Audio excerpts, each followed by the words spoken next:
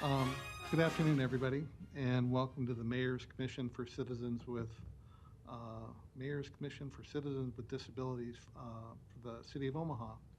I want to welcome our television audience, our guests, members, and our interpreter. Um, uh, it's my great hope that we will see this rebroadcast on Channel 22 of Cox. We're still working on this, so you might be watching this on a YouTube channel, and that's okay too. Um, I do want to let you know that these videos of the Mayor's Commission meetings will be stored on the Commission website at www.cityofomaha.org. Click on the Mayor's office and then click on the Disabilities Commission. I want to quickly run through kind of our purpose, which we were talking about a little bit before the meeting, but irrespective of that. Our main objective is to promote quality of life, accessibility, and equity in all aspects related to the City of Omaha on behalf of and in cooperation with the citizens of Omaha who experience disabilities and their families. To this end, we advise the mayor, the city council, city department heads, and other City of Omaha personnel on issues of access, representation, employment, housing, and quality of life as it affects individuals with disabilities and their respective families in the city.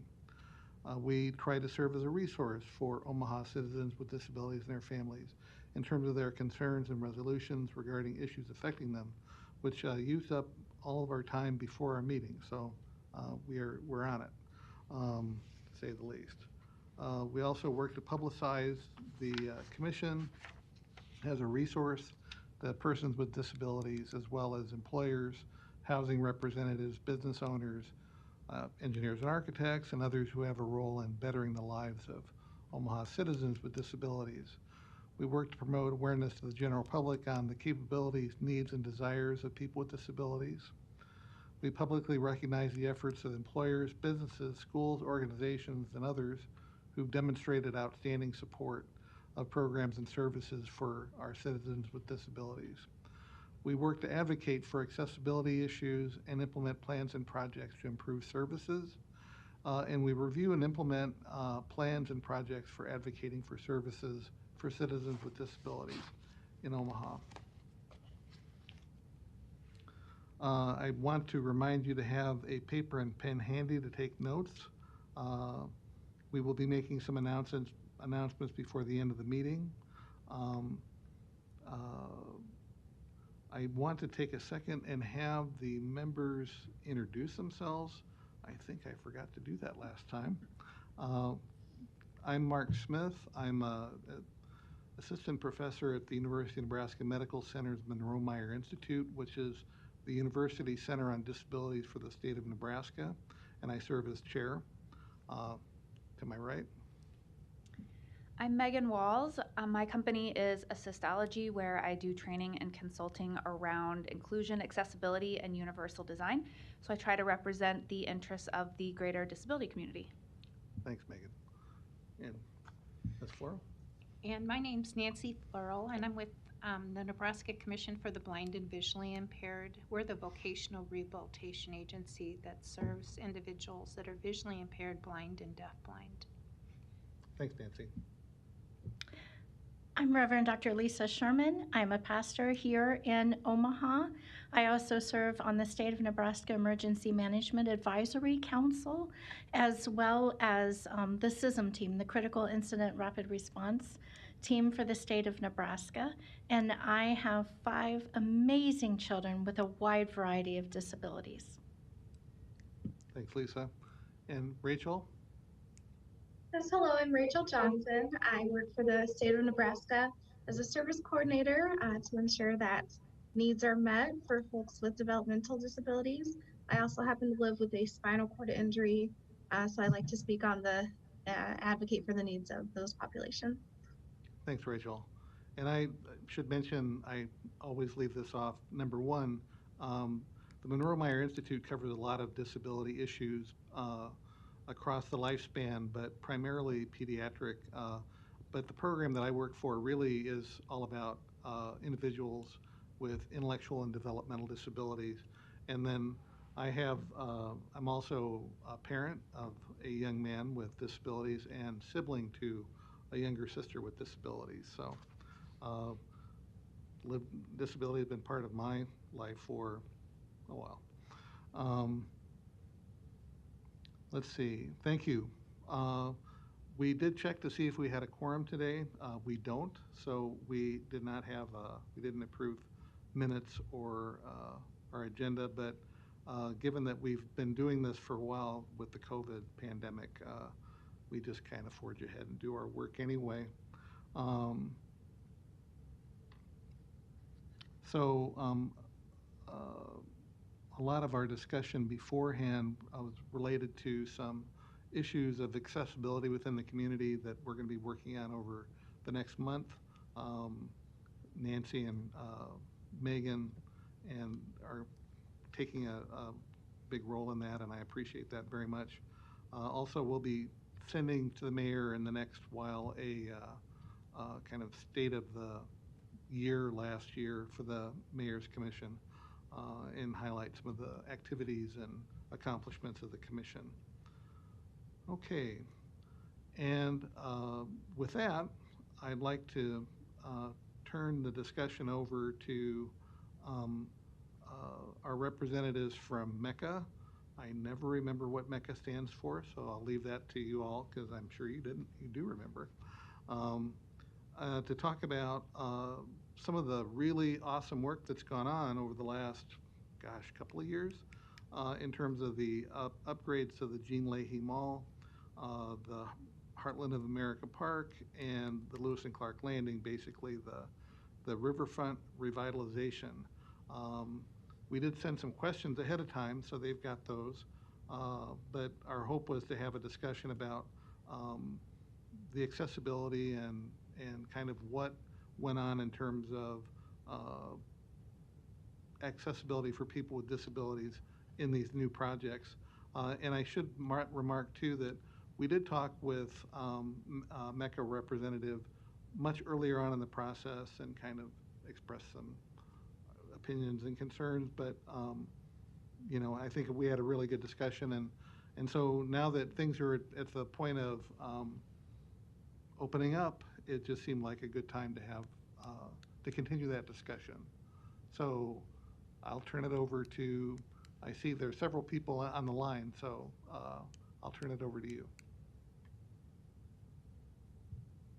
Great, wonderful. And I'll jump in first. Hi, I was the one that had been emailing with Catherine and was one half of the presentation that we gave. I think, it's been maybe a year or so ago. But right. As a reminder, I'm Christina Engdahl. I'm the Director of Communications for MECA, which stands for Metropolitan Entertainment and Convention Authority. It's a mouthful, but it rolls off your tongue and into your heart. So we've been very excited to be a part of the Riverfront Project since its inception. And it's been really wonderful to see all these kind of great ideas come to life. And we're very excited to be here with you today to talk about all the ways that we've considered accessibility and to give you a really thorough overview of what's to come. Katie Bassett, who's also with us today, she's our Vice President of Parks, and she is all things Riverfront. I usually, when I get a question, Katie always knows the answer, so she's a really wonderful resource.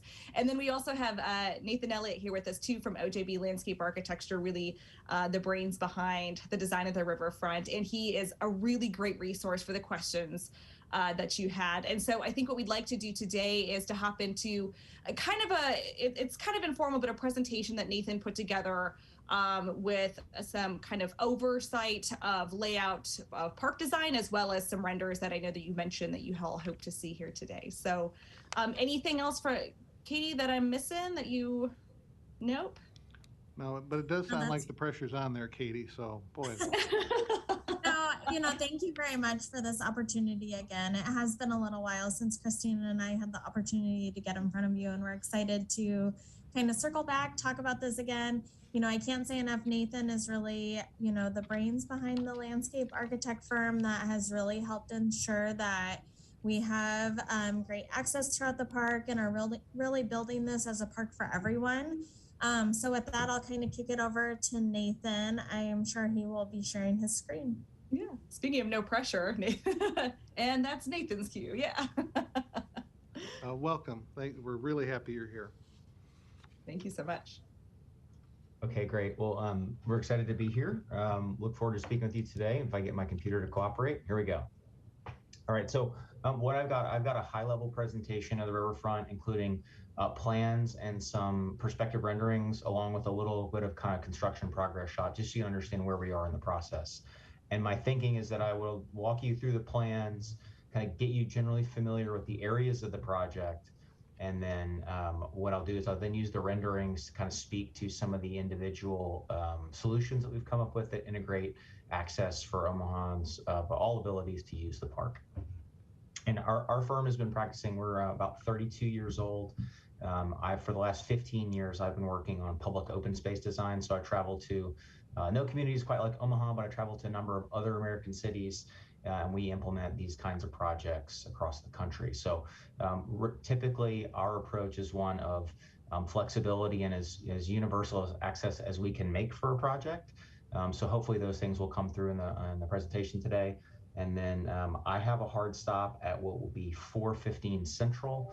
I think that's been communicated, but what I'm going to try to do is move swiftly and concisely through the presentation. So there is a little bit of time at the end for you to ask some questions. I know there's an opportunity for overflow. We can address some of these things as a follow-up, but I'd like to try to cover as much as we can today in the process. So the riverfront, is three components. There's Jean Leahy Mall, which is sort of the western and kind of most downtown adjacent one. It's designed as more of a kind of urban park. Heartland of America Park, which is really fronting on the river south of 480. It changes in scale and becomes a little bit more of, say, kind of a festival large gathering space as opposed to the kind of more intimate scale of Jean Leahy Mall. And then Lewis and Clark Landing, which slips under 480 and adjacent to Riverfront Drive. And this is going to have kind of the Science and Technology Education Center, as well as a destination playground, sort of an identity all to its own. Lots of folks have been involved in the design of this project, countless consultants, as well as a number of folks from the Omaha community that have helped guide us along the way. And really, I'm not going to read these to you, but we took the connect to the riverfront pretty seriously, trying to make sure that, again, this is something that's welcome and there's things that attract really everybody, no matter what you're into or what you're able to do, that this is a place where you can come and gather. Let's see, get through here. So I'm going to start with Jean Leahy Mall. And I will say of all the three sites, Jean Leahy Mall is probably the most complicated physically in terms of its constraints. Basically from this lower left corner here to the upper right corner here, there's about 22 feet of vertical change across the park, and that includes lower levels for the greenhouse apartments, multiple levels for the 9th and Farnham parking garage. So navigating just pure physical access for the mobility impaired was really a focus, but I think you'll see there's elements of accessibility woven throughout the entire project. I'll start on the western side, basically from 13th to 11th is sort of, that's the area that's been filled. If you knew the mall before, if you didn't, I have a photo at the end, and I'll show you where we started. But this was a kind of depression with the pond in the center. We've brought in a tremendous amount of earth to fill that area and create a kind of a level lawn that organizes this performance pavilion and what we're calling the downtown green. That's capped by a plaza with will be a signature art piece. And then to the north, there's a sculpture garden that runs all along the edge of between Douglas and the event lawn. In the southwest corner is the canopies area. It's a series of shade structures with seating and movable furniture to accommodate sort of larger gatherings as opposed to some of the maybe smaller, more intimate zones in the sculpture garden and elsewhere for where 2 to 4 people. This is where you might grow with a larger group and for lunch or just a day in the park. Item 5 here, this is the Arches Playground.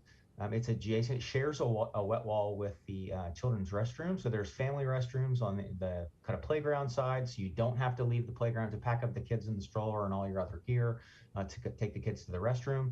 And then it's park accessible restrooms for just the wider park users on the east, open to the park at large.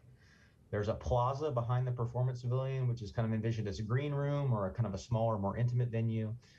We're preserving the existing Arches monument that's been in place since the park was built. We're reinforcing that to make a strong pedestrian connection, that goes all the way connecting the Capital District to the Old Market to the south. Once you get past 11th Street, then you start to see some of that impact of the grade change. Really, there's a little bit of a flat zone where we have this community swings, you'll see in renderings, and then the grade transition begins down. You can see some steps down as you kind of come along this edge. We've preserved the existing downtown slides in place and then reinforced that with even more sliding play attractions. And then to the north, there's a cascade water feature, which is a multi-tiered water feature that takes you to the edge of a reconstructed pond and boat cove. And then the cove is a series of amphitheater seating along the outer edge.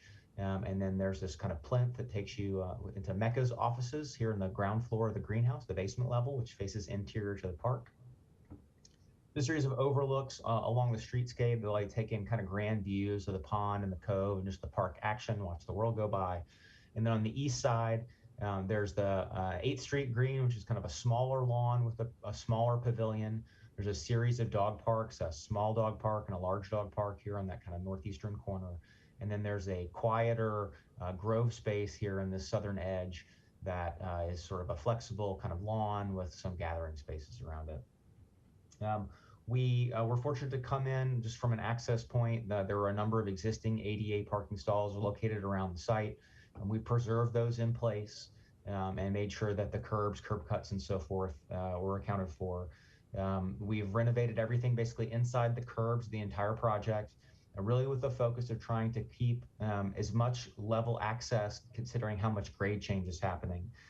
All the slopes are generally, we try to go above and beyond what's required in the ADA. So everything is, except we're mandated by slopes, it's all under 5% lateral, 2% cross slope, trying to keep that really as soft as we can so that it's very easy to navigate your way throughout the park.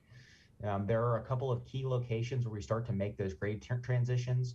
You can see there's a ramp that brings you down to the lower pond level. Again, that's a 22-foot transition. So it's a pretty long ramp. We do offer a break here in this accessway that gets you to this upper level of the cascade so that folks can access that from both the lower level and the top if you're mobility impaired. You'll see, I think, in a little bit what that cascade feature is like. Similarly, there's a series, particularly around the Burlington and the greenhouse buildings. Access is a little tricky because of the finished floor elevations of the building. So there's a series of ramps that this ramp on the west of the Burlington takes you down to the Burlington level, and then you navigate another ramp down to the lower level, the bottom of the slides. And then there's a series of other paths that take you up to get into this access on the north side of the Burlington. Similarly, at the greenhouse apartments, there's a ramp that takes you up to this upper level. And then if you're not familiar with the area, there's a breezeway between the greenhouse and the parking garage. There's an existing ramp that comes down that takes you to the entry level of the greenhouse. We've also introduced another ramp that will help you navigate down from the level of the greenhouse into the park level. You can see also there's a ramp here. If you're familiar with Douglas Street in this area, Douglas Street is extremely steep. So basically we couldn't provide an accessible route along this edge. So we actually divert park visitors along the streetscape into the park proper, take them out to this crosswalk, which gets them into Heartland of America. There's another series of others, some steps and things here on the eastern end, but we managed to navigate that with this central promenade that leads all the way to the park throughout the limits.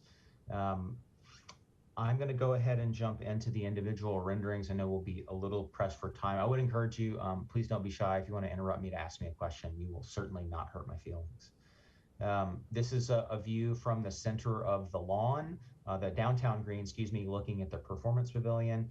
The Performance Pavilion is an elevated stage, but you can see in these areas, there's actually kind of access around to the back that gets you onto the plaza that then takes you onto the stage. And then really lots of broad, open pathways, plenty of room for circulation and access. And again, we tried to keep slopes as gentle as possible so that it's welcoming for everyone. The sculpture garden is a mixture of concrete and crushed stone paving. It features some movable furniture like these Adirondack chairs here, fire features, and then there'll be a rotating exhibit of sculpture. The park, you can see there's some kind of notions of light poles throughout these renderings. The park will be fully illuminated and safe at night with a number of scenes that Mecca control to change for events and kind of overall activation and programming. The children's garden in particular is a little hard to understand in the plans, so let me just try to communicate how we've organized it. It's very, we've been very focused on accessibility. It's basically a 3-level play area. So you'll walk in at the front. There's a series of slides that take you down to a lower level. These slides have transfer platforms for children that might be mobility impaired, so they can participate in some of that action. You also can circulate from this entry. There's a long accessible route that takes you past the seating in the front into the lower level and all the way down to the front to the bottom of these steps. We've linked this entire play area with an accessible route. There's a kind of a cove area underneath it that we're calling the rope forest. It offers a variety of enclosures, so kids that are that might have some different sensory needs, they can get away from the kind of the hustle and bustle and into kind of a more quiet enclosed space. There's also a series of ropes and seating opportunities that kids can use for to move around and play. You can also see there's this kind of deck, folding deck structure, so there's a path that links through this. The deck is also kind of a play surface in and of itself. And then the third level is these kind of arches overhead. They're custom play structures. They do include some access and transfer attractions. There's a climbing wall back here in the corner. Whoops, wrong direction. And you can see just the hint right here. This is the family restroom side of the restroom building. All the restrooms are family size that access the children's restroom. They're oversized, and I think they're all about 10 by 10. I could be off on the precise measurements there, but they are all, they exceed what's required for ADA stalls. We've woven kind of these access concerns throughout the playground. This is the other side, so you can get a sense. Here's that entry arch and the gate.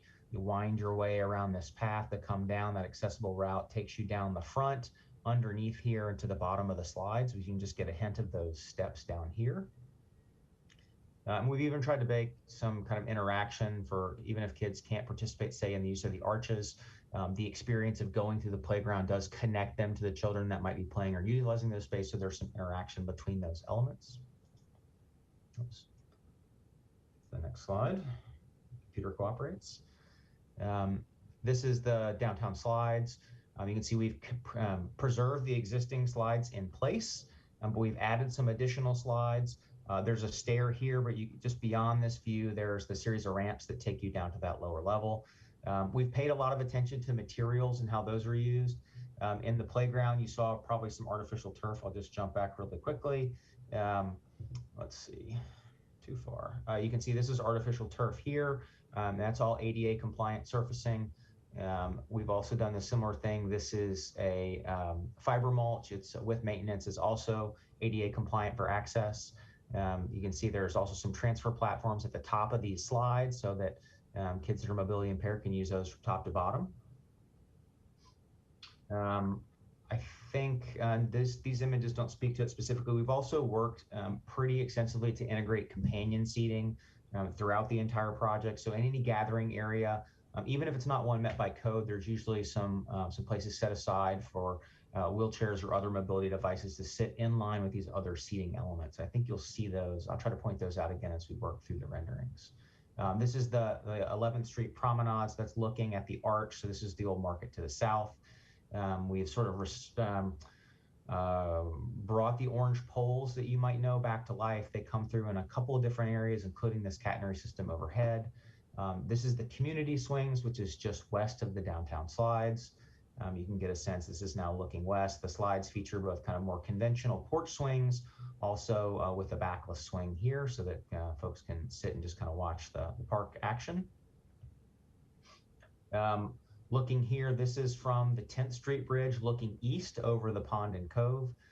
So the accessible route goes around this pond and cove. It's very generous. There's lots of room to circulate and then continue on to parts east and Heartland of America. We've got some fixed seating elements here and there. You can see these are a little deeper, but there's opportunities for companion seating on either end.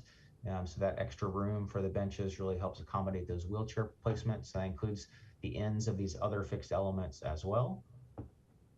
You can't quite make it out, but this is the entry to one of the ramps that takes you up to the level. This is the greenhouse, so the ramp that takes you up to the greenhouse entry here, and then you can just vaguely make out that parking garage ramp over here. So that's access to this side of the park.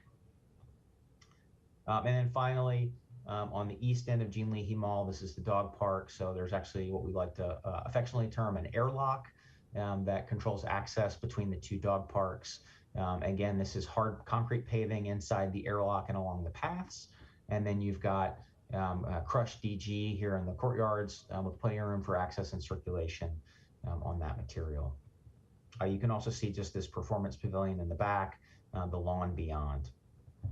So this is where we were when the project started. Again, very circuitous in terms of access, lots of stairs, lots of barriers. This is as of this morning.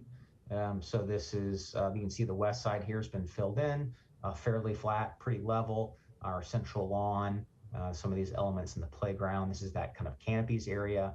I didn't mention it explicitly, but the canopies area includes some crushed stone paving, but there's also a series of ADA tables set on hard concrete. So there's no concerns about trying to navigate that in inclement weather. We also have picnic tables with ADA compliant seating integrated and distributed throughout the site. So generally in any kind of cluster of areas where there's picnic tables, there's at least one that is able for folks that are in mobility devices to pull up aside to. I'll try to cover, Heart of America is a little bit bigger, but a little simpler, not quite as much packed into that design. There's a central plaza that lands at the termination of that promenade that comes in from Jean Leahy Mall. There's a skate kiosk, which is kind of restrooms and retail space to support the skate ribbon, which you see here is item number 3. That's kind of roller skates and scooters in the summertime and ice skating in the winter. There's a small structure down here at the end, which is sort of the Zamboni parking and the infrastructure for the rink itself. There's a picnic terrace on the north end, which is similar kind of in composition to the sculpture garden, but has bocce courts and more kind of family picnic oriented things like grills and other seating elements. A large event lawn here, and this is where you imagine things would go for like the 4th of July fireworks or New Year's Eve, as opposed to kind of the smaller and more event focused lawn at Jean Leahy Mall. We're keeping this existing pedestrian bridge connection to the north, which goes on to Lewis and Clark Landing. We're also terminating this long promenade of the Farnham Pier with an elevated structure. This pier does include, you can just quite make out, it's probably just like a little blurry on your screen, but there's a series of ramps that take anyone who's mobility impaired. There's ramps and landings that take them up to the top of the stairs, so they can, the top of the ramp, excuse me, so they can avoid the stairs up and they can get out in this river overlook just like everyone else. On the south end, we've got an amphitheater, which is a series of terrace seating with accommodations for companion seating both at the top and the bottom.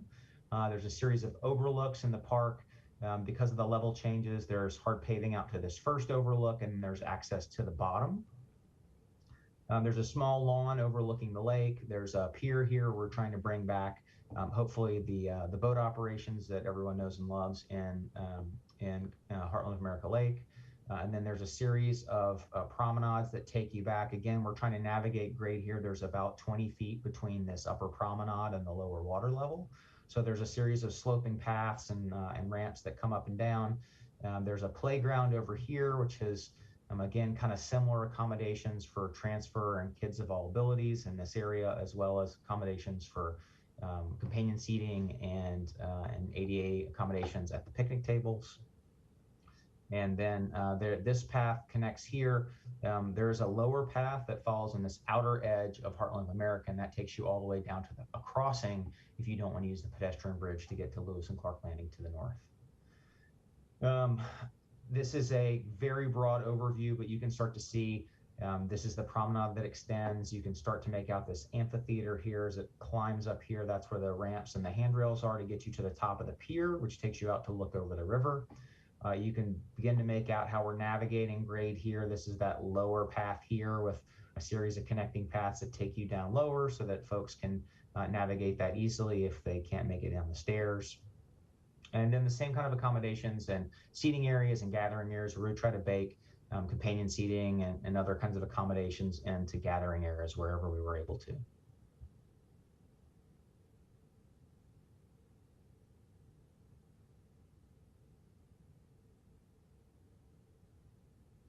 Paving, I should say, as well as hard paving in both concrete and flagstone around the seating areas.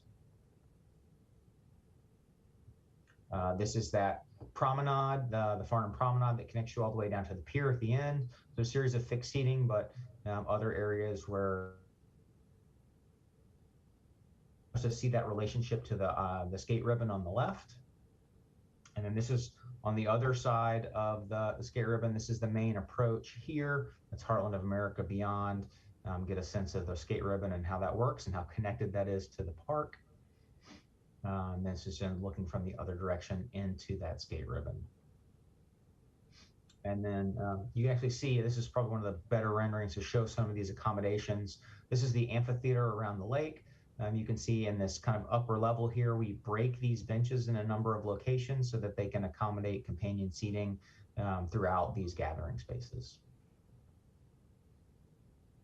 This is Heartland of America. Gosh, this is going to be, let's see, I think we have it. Yeah, August of 19. And then here's from this morning. The camera view has changed a little bit, but you can see we've substantially filled in here with the kind of the same goal of making that level and easy to access. But you can start to see how this lake edge on below is starting to take shape. There's that pedestrian bridge connection to Lewis and Clark Landing. And then out on this kind of southeastern finger here, this is where that children's playground is and the ultimate connection to the ConAgra campus. Lewis and Clark Landing, this is right here. You can see this is the pedestrian bridge connection over. Riverfront Drive has been extended and now connects, Douglas Street, the Douglas Street extension now connects to Riverfront Drive. The existing crossing Riverfront Drive has been closed, but that's making room for a parking lot that serves this new destination children's playground, a plaza that's shared by this playground and the Kiewit Luminarium. That plaza leads you to a promenade edge and an urban beach. So we've added on a series of structures to help you navigate your way down from the upper level of the terrace through the urban beach all the way down. And we've actually, through our work with the ADA consultant, I know there's some questions about that work. Part of what she helped us do is make sure that we were providing equitable access throughout all three of the parks, and that we were meeting the code requirements on things like reach ranges and clearances, tolerances, companion seating, things of that nature. Once you get on the east side of the Luminarium, this is a large public plaza. There's a series of planters along this outer edge that protect and kind of focus energy towards a small lawn that caps off a sand volleyball area. This area is raised, but includes a series of ramps that get you up from the plaza level.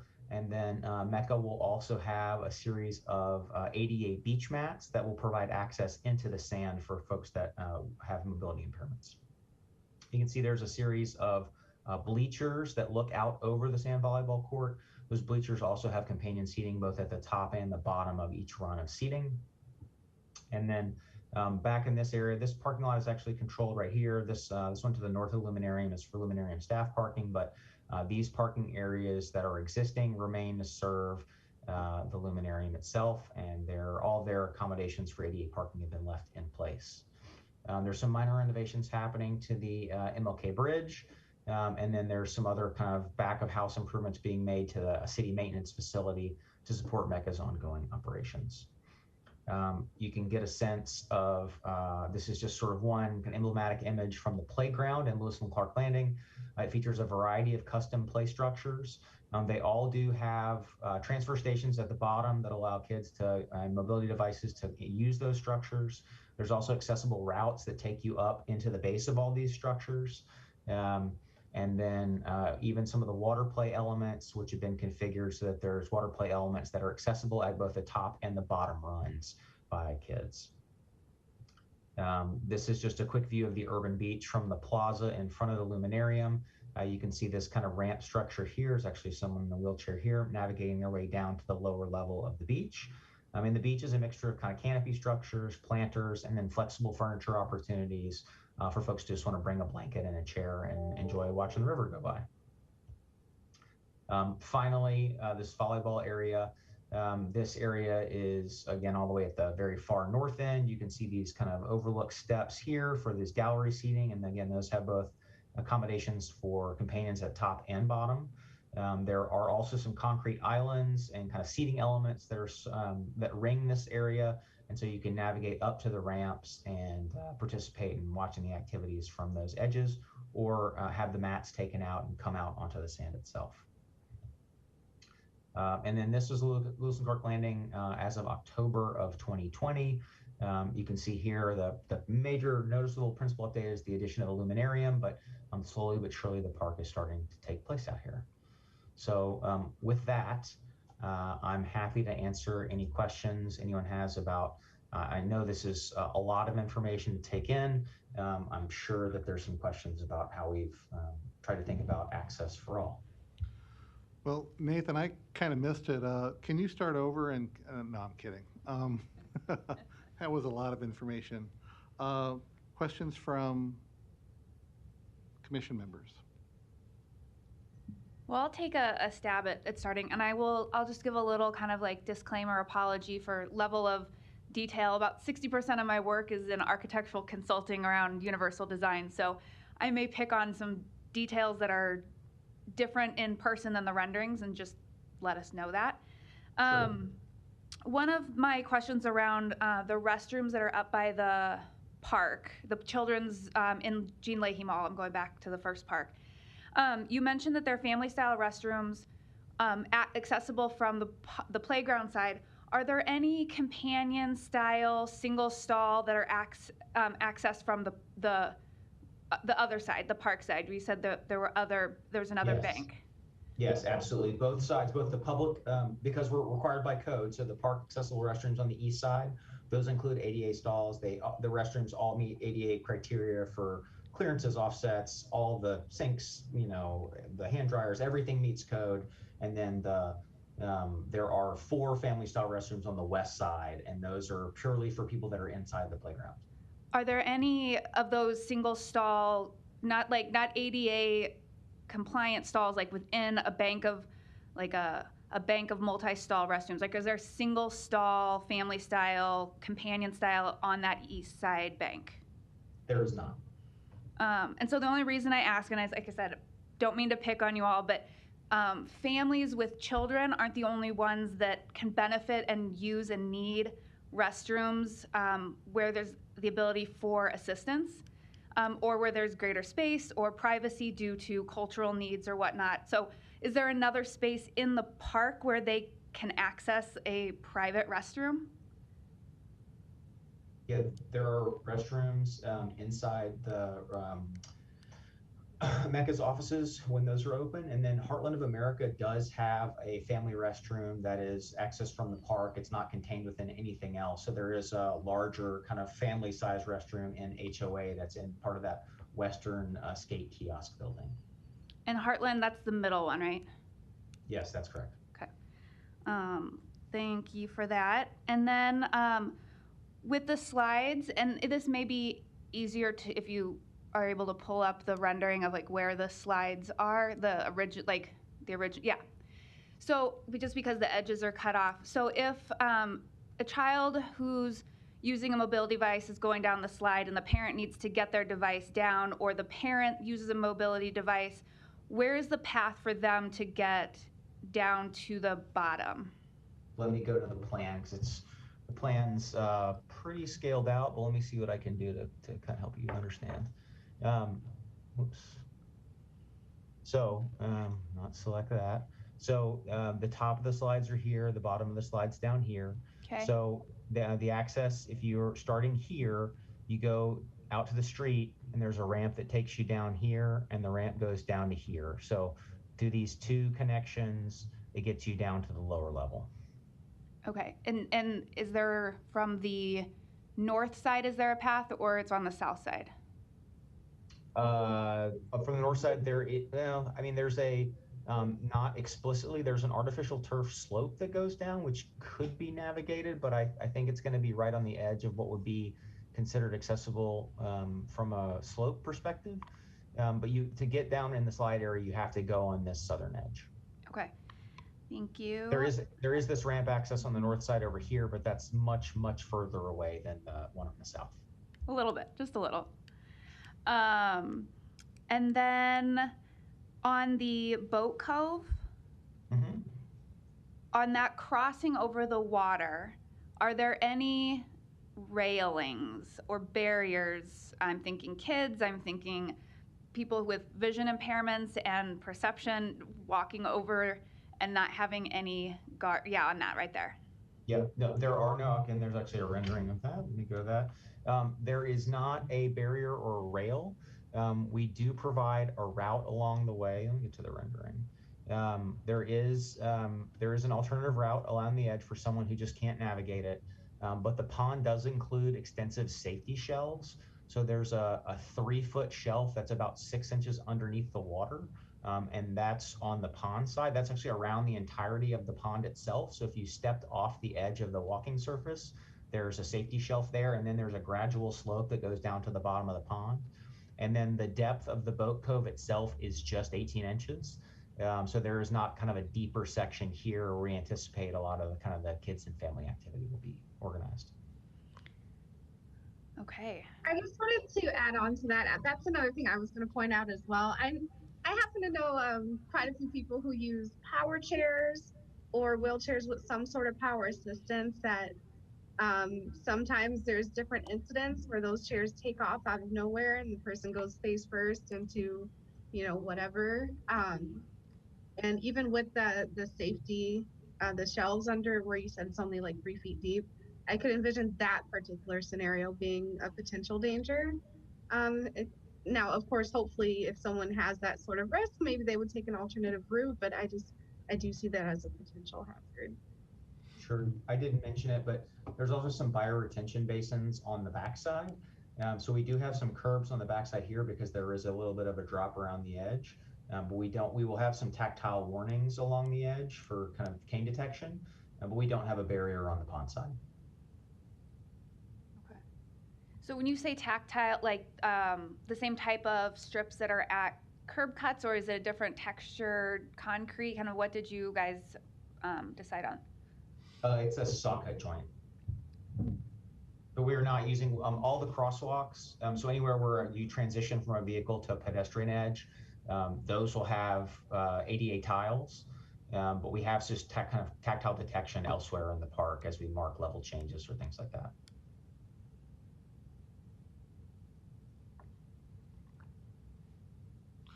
I guess, given the breadth of the park, I'm just wondering, how we're going to ensure that folks who need adapted restrooms are going to know where they are and can get to them easily. I get concerned that the distances sometimes will be challenging. So can you speak to that a little bit, Nathan? Sure. I didn't touch on it at all, but the park does. There are maps and directory signs located throughout the park that are high contrast for folks that are vision impaired, and those will help people navigate. There are also, this isn't really related to the restrooms, but there is signage directing folks to accessible routes. So periodically, if you're at a feature, there's a sign that shows you that, if you're mobility impaired, you go this way to the ramp that gets you down to the lower level. Great. I'll also couple with that we'll have park ambassadors in the park helping guide people and direct them and answer any questions that they need. This is a huge space and a lot of ground to cover. And, I think we've all experienced that the one thing you need is not the closest thing to you either. So, trying to help assist people as much as they can while visiting the park as well.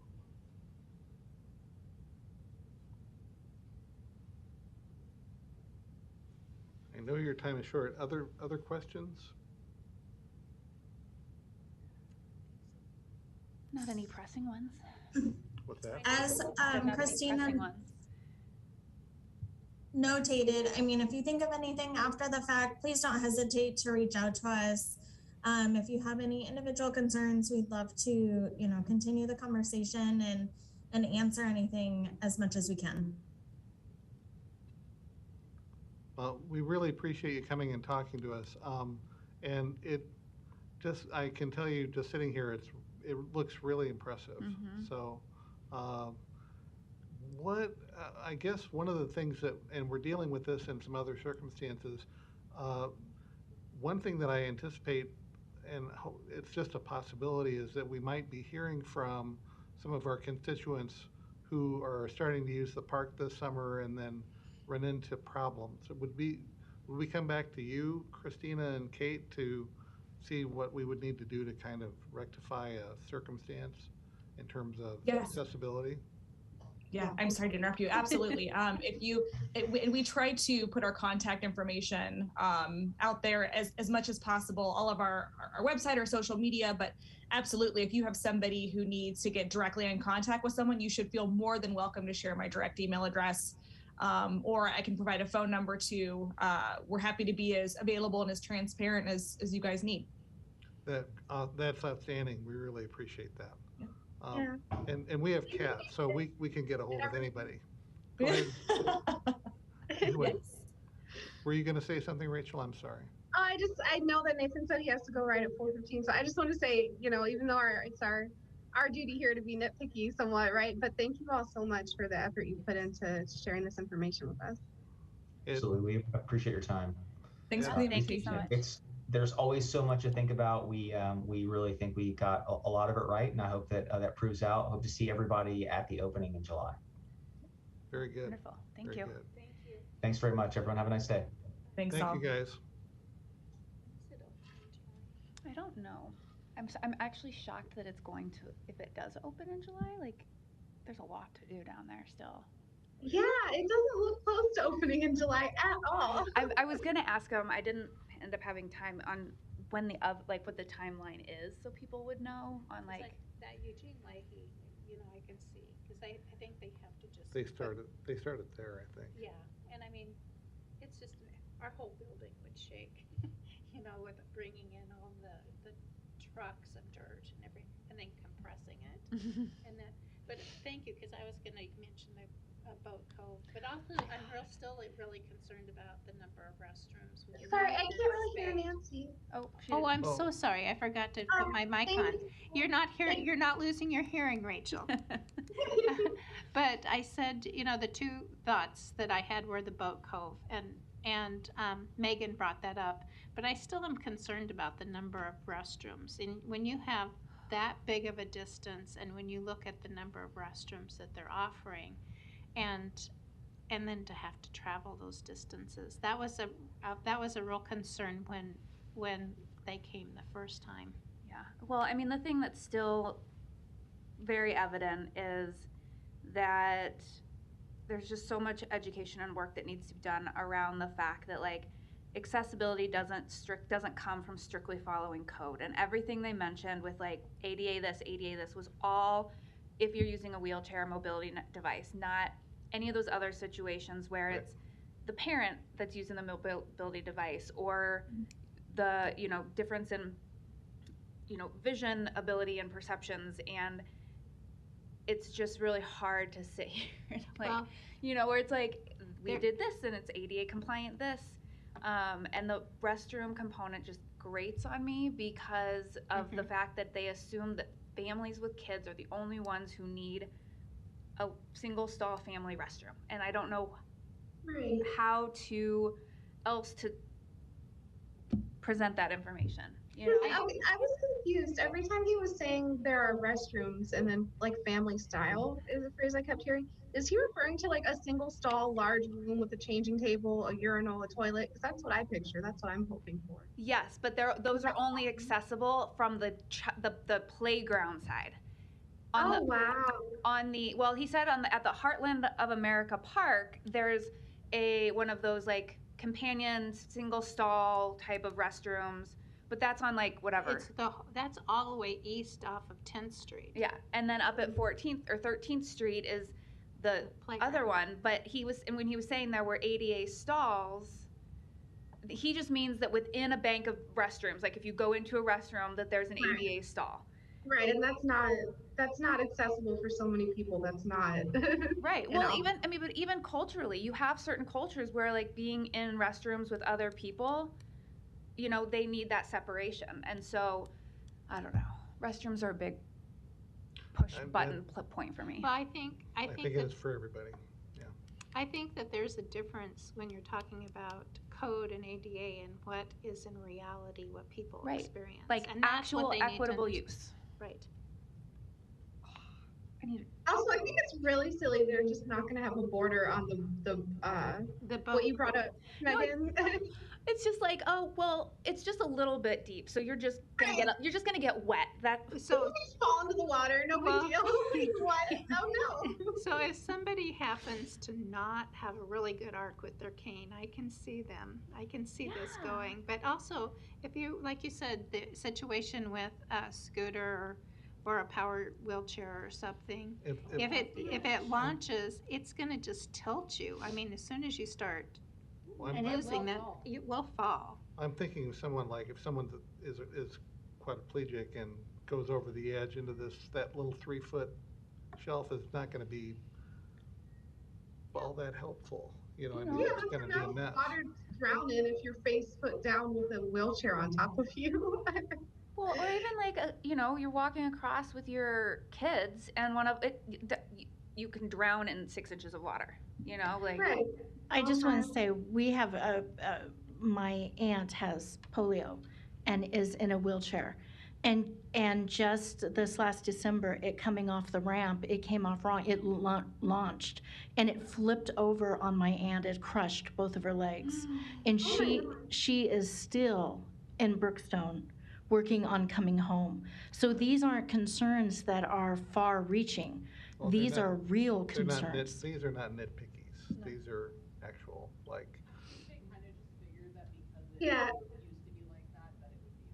right, we raised, besides the restroom issue, we raised the barriers around the water in our last meeting as well. we did. We did. Yes, we did.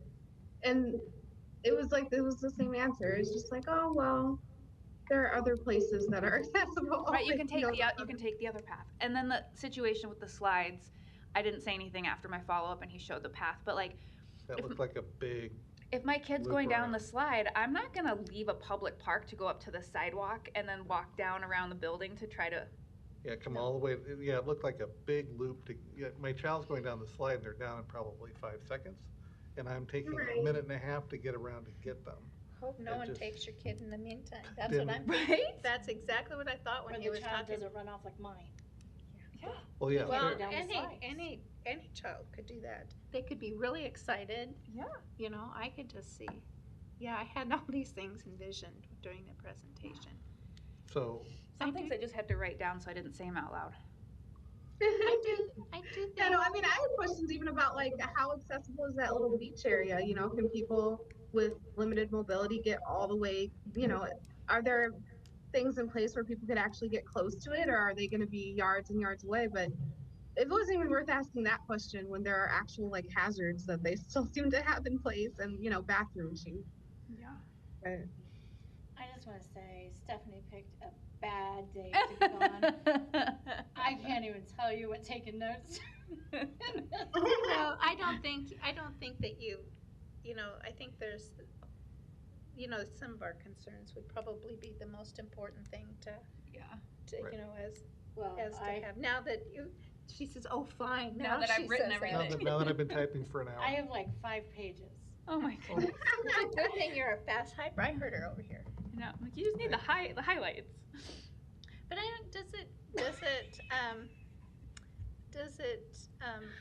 is it something that we should still send a note about our? Oh, Keith is concerns? raising his hand. Or it looks like. Is that what that is?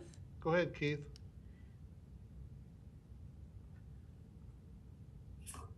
Hi, everyone. Yes, just a quick comment. Sure. Thank you. I appreciate the feedback, and ironically, I met with this team recently, a representative from this team recently, and we talked about all the great things about the park. But you all's feedback is critical, and so as you are already discussing, I would just advise you to roll it up and let's get it submitted to that group so that they can be mindful of this feedback. I mean, this is the most appropriate and qualified body to give this feedback, to the park team, and OJB is a great company, world class, and they would love to hear this kind of input to see what we can do to plan backwards to where we are today to make sure they implement some of these thoughts and concerns that perhaps maybe might get addressed down the line or maybe might not. So I know y'all are planning to do that, but I was just all the things that you're thinking and all the feedback you have. Let's share it and see Well, if it can take they left the door open for reactive responses, but I Yeah. think we need to be earlier than that in terms of getting some of these things in front of them. Because these are things we met with them, gosh. It had to have been 2 years ago because they were in Yeah, person. it was almost 2 years ago. I think it was just a little less than 2 years, but I mean, close. They had just started. And we raised some issues based on the renderings we were shown, and they're all the same. And didn't really want to raise that to them because we were appreciative of their time and willingness to talk with us. But on the other side of the coin, we didn't really see anybody respond to concerns we brought up before. Yeah, our specific feedback. Would you agree? Because yeah, it's unfortunate when you see how much work they have put into this for sure, and you don't want to seem, like ungrateful or like we're overlooking all the great things that they have done right. But still communicating the point that there's a difference between something that like meets ADA standards or exceeds ADA standards in one area, but still falls short of being universally accessible. Well, yeah, the hope is that not that everything is code. The hope is Right. that it's thoughtful, and maybe it goes past code sometimes when, when the ability of people to enjoy the park might be otherwise. It's for it to be minimized. functional and usable for everybody. Exactly. And so. Right, and that's what universal accessibility is. Yeah. And that oftentimes means you have to think outside the box and go beyond just code. Right. And because I think, when I was looking at that boat cove and processing, there could be some very aesthetically pleasing rails, that could go through there that just provides a safety feature for people and that. And I just have to say, I've been doing my job a long time, and I would guess, other than adults who have some onset of vision, the largest group is over 55 with macular degeneration. But those that are younger, most of those individuals, probably 85% of them have secondary disabilities to blindness. And so, there's a lot of considerations, and, that's, and it goes to the other point that Megan was making. We're talking about disability, but let's talk about culturally. Don't we want to be not just inclusive, but fully diverse, looking at our diversity as a city? Recognizing, diversity, equity, and inclusion as a core principle in terms of what we would like to see happening with any city project, much less something of this scale. Yeah, I agree. I had forgotten about the Kiewit Luminarium. I forgot about that. Keith, with Mark's comments of equity, diversity, and inclusion being so important and the cultural concerns, has your other commission, the one that we will have a representative sitting on, have they been included in these talks with Mecca, and have they been able to grant areas of concerns? The Human Rights and Relations Board.